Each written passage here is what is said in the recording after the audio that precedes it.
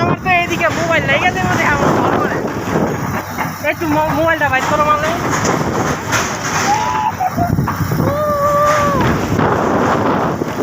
ভাই danger zone, একটা danger, awesome মজা, অসাম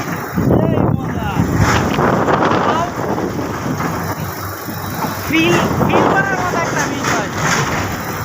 এই মালে তোমার চশমা মেরা যেত একদম উঠাইলো না কেন, একদম অল্প একটু ভয়।